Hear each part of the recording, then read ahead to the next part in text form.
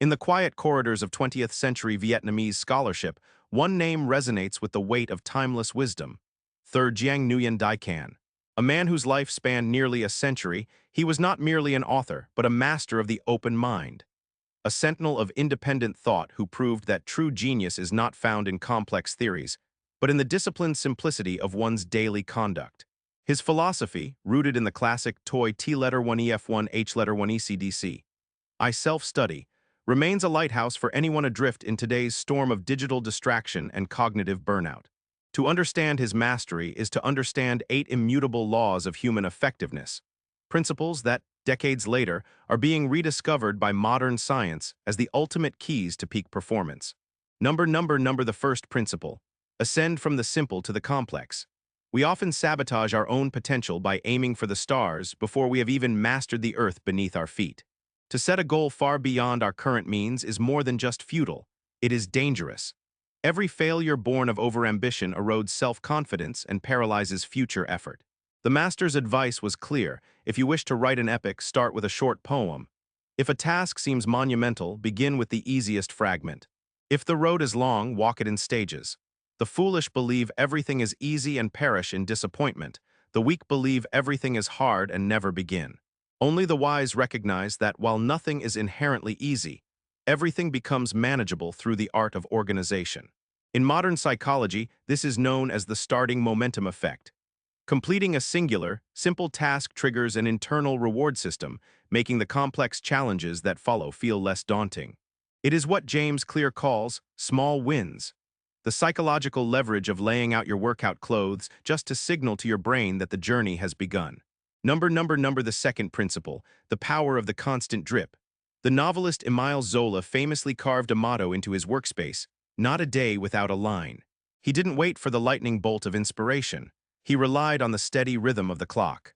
Master Nguyen Dai Can warned against the feverish worker, those who labor day and night only to collapse into weeks of lethargy.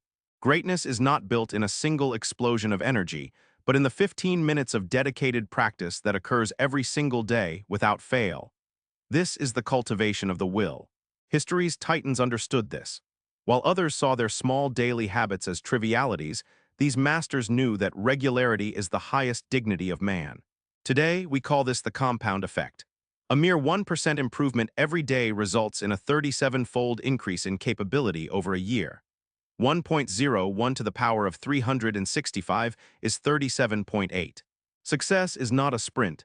It is the patient accumulation of 1,000 quiet hours. The third principle, protect the foundation.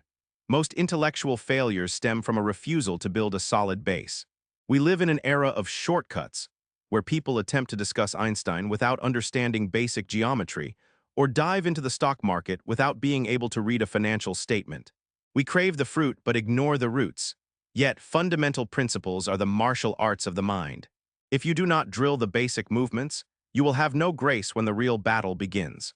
Modern education calls this mastery learning, the refusal to move to step B until step A is fully integrated. Without a foundation, the tallest tower is merely a future ruin. The fourth principle, the courage of selection.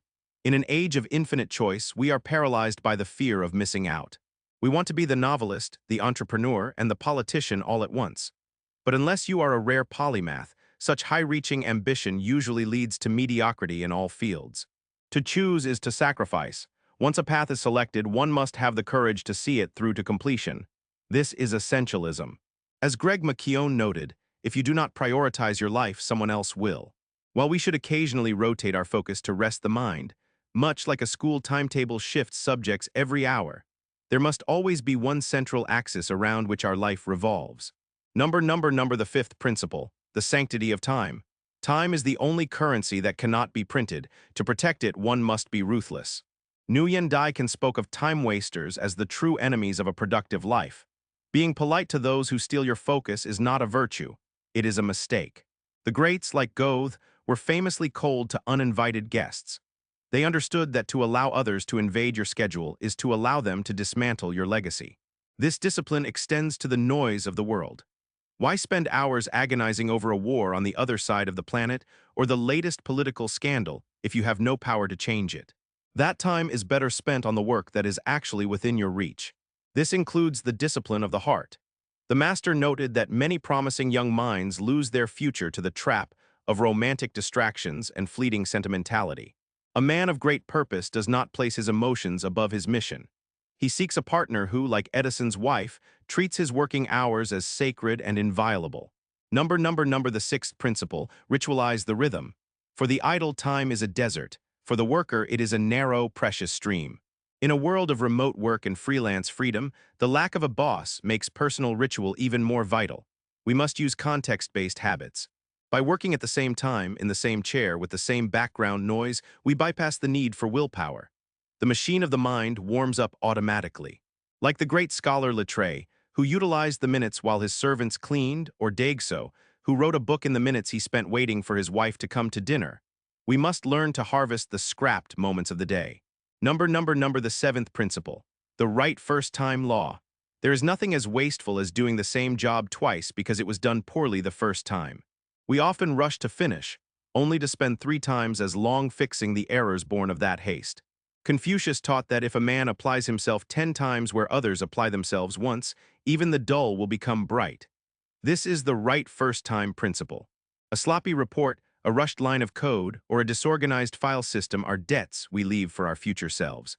To do a thing with all one's soul, distinctly and finally, is the only true way to optimize life. The eighth principle, the physiology of genius. A robust body is the essential condition for a clear mind. The history of literature is littered with tragic figures who worked in dark, smoke-filled rooms, drinking bitter tea until their bodies gave out at 30. Success is a tripod of talent, luck, and health. As Epicurus said, a body without pain and a mind without confusion is true happiness. We cannot think deeply if we are physically decaying. Modern science backs this ancient claim. Harvard studies show that losing just a few hours of sleep can slash cognitive performance by nearly 30%. Movement is the fuel of thought. Beethoven found his melodies in the open fields. Nietzsche and Spencer conceived their philosophies while walking. If the engine of the body stalls, the software of the mind will inevitably crash. In a world obsessed with hacks and disruptions, the 8 principles of Third Jiang Nguyen Dai can remind us that the most effective way forward is often the most traditional. He did not teach us how to do more. He taught us how to be more. By starting small, staying consistent, protecting our time, and honoring our health, we cease to be merely busy and begin to live a life of directed, meaningful power.